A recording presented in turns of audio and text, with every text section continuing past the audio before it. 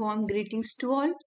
Welcome to the lecture series on feminism, which is a course part of MA Semester 2nd, Unit 2nd B1.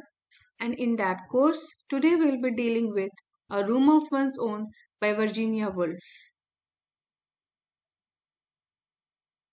Looking at the biography of Virginia Woolf, we find that Virginia Woolf was born in 1882 to Leslie Stephen, who was one of the editors of the Dictionary of National Biography, and his wife Julia, one of the best known society hostesses in late 19th century London.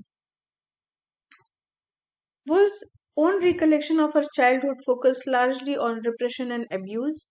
Her adulthood was spent largely among friends of the Bloomsbury Group, which was London's select coterie of intellectuals comprising painters, writings, and critics.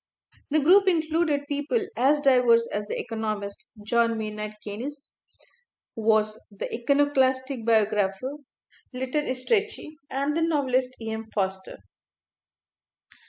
Her alma mater was King's College London, from where she received her education. She is well known as a novelist, essayist, publisher, and critic.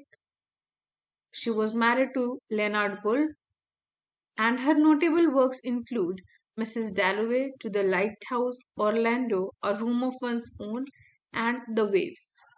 She died in Lewes, England at the age of 59 on 28th March 1941. A major influence on Woolf from 1912 onward was Russian literature, as Woolf adopted many of its aesthetic conventions. The style of Fyodor Dostoevsky, with his depiction of a fluid mind in operation, helped to influence Woolf's writing about a discontinuous writing process. Though Woolf objected to Dostoevsky's obsession with psychological extremity and the tumultuous flux of emotion in his characters, together with his right wing monarchist politics, as Dostoevsky was an ardent supporter of the autocracy of the Russian Empire. In contrast to her objection to Dostoevsky's exaggerated emotional pitch, Woolf found much to admire in the work of Anton Chekhov and Leo Tolstoy. Woolf admired Chekhov for his stories of ordinary people living their lives, doing banal things, and plots that had no neat endings. From Tolstoy, Woolf drew lessons about how a novelist should depict a character's psychological state and the interior tension with. From Ivan Turgenev, Woolf drew the lessons that there are multiple eyes when writing a novel, and the novelist needed to balance those multiple versions of him or herself to balance the mundane facts of a story versus the writer's overarching vision, which required a total passion for art. Another influence on Woolf was the American writer Henry David Thoreau, with Woolf writing in a 1970 essay that her aim as a writer was to follow Thoreau by capturing the moment to burn always with his hard gem like flame, while praising Thoreau for his statement, the millions are awake enough for physical labor, but only one in hundreds of million is awake enough to a poetic or divine life. To be awake is to be alive. Woolf praised Thoreau for his simplicity in finding a way for setting free the delicate and complicated machinery of the soul. Like Thoreau, Woolf believed that it was silent that set the mind free to really contemplate and understand the world. Other notable influences include William Shakespeare, George Eliot, Leo Tolstoy, Marcel Proust, Anton Chekhov, Emily Bronte, Daniel Defoe, James Joyce, and E.M. Forster.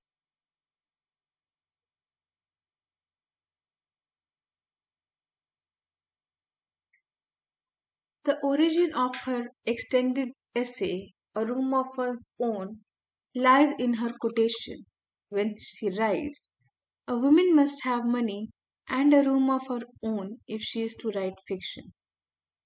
The idea originated like this. Published in 1929, Virginia Woolf's A Room of One's Own is a key work of feminist literary criticism. Written after she delivered two lectures on the topic of women in fiction at Cambridge University in 1928, Woolf's essay examines the educational, social, and financial disadvantages that women have been facing throughout the history. It contains Woolf's famous argument that a woman must have money and a room of her own if she is to write fiction. Although Woolf describes this as an opinion upon one minor point, and the essay explores the unsolved problems of women and fiction to show how I arrived this opinion about the room and the money.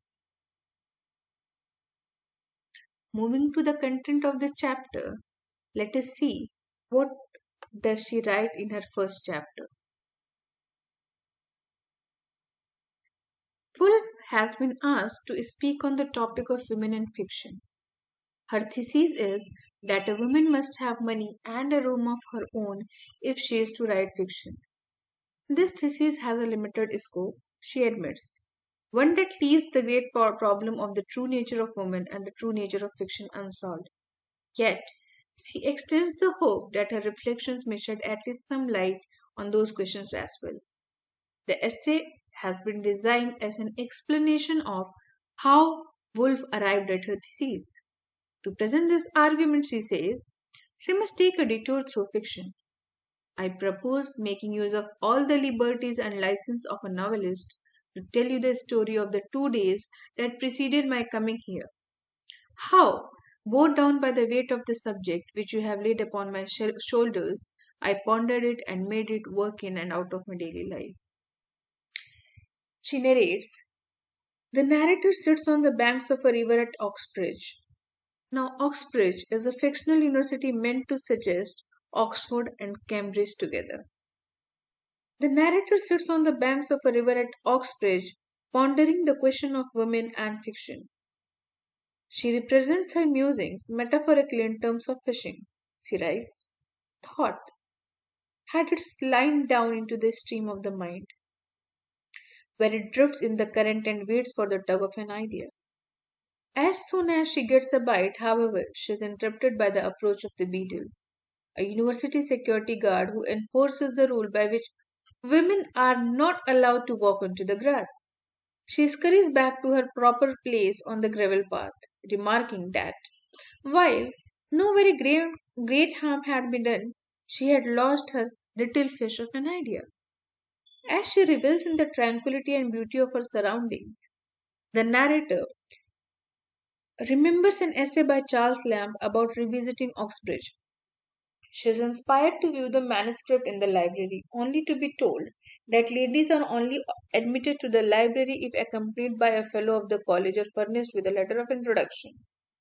The library is fortress like, impermeable, and indifferent, in stark contrast to the narrator's own vulnerability. Never will I ask for that hospitality again, she vows in anger. Distracted by the sound of organ music, the she catches as a cross section of the university population assembles for a service in the chapel. She is struck by the insularity of the academic setting. Seeing this, the university as a kind of laboratory or museum, and its inhabitants as odd specimens who have no place in regular life. Soon they have all gone inside, however, and she remains outside, weighed down with a feeling of her own exclusion. The narrator then reflects on the history of the university, thinking in particular of the materials, labor, and money upon which it was founded and maintained. The clock strikes, interrupting this train of thought. She describes the elaborate lunch that was served at the college, where the flood of wine and the dessert and the wealth of good company create an overwhelming sense of abundance and optimism. And thus by degrees was laid half in down the spine, which is the seat of the soul, the profound, subtle, and subterranean glow, which is the rich yellow flame of rational conversation. Her attention is then distracted by the sight of a cat without a tail, which looks odd and out of place in this opulent surrounding. The sight of that abrupt and truncated animal prompts her to as sense that something is lacking in the lunchtime atmosphere and conversation. To answer the question of that lack, the narrator shifts the scene to a similar luncheon party before the war, in similar rooms but different. She speculates about the change in the kind of conversation people had before World War I and the kind of poetry they wrote, and observes that a drastic change has taken place.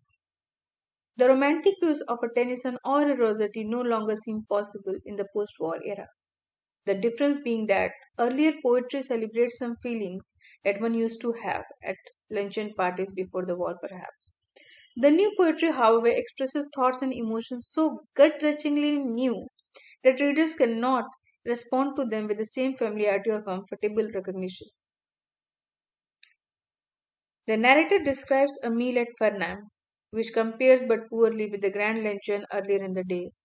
The lamp in the spine, she writes, does not light on beef and prunes. Everything looks slightly less hopeful from this perspective, and we see that with reduced privilege comes a corresponding atrophy of one's own sense of power and possibility.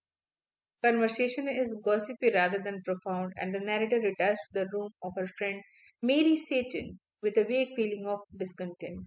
They discuss the founding of Women's College, which involved a arduous and often discouraging effort to raise sufficient financial and political support. The picture contrasts sharply with the history of male universities, which have been continually and generously supported for centuries. So, this was chapter first, written by Virginia Woolf in A Room of One's Own. Chapter second and chapter third will be followed by this video. Thank you all.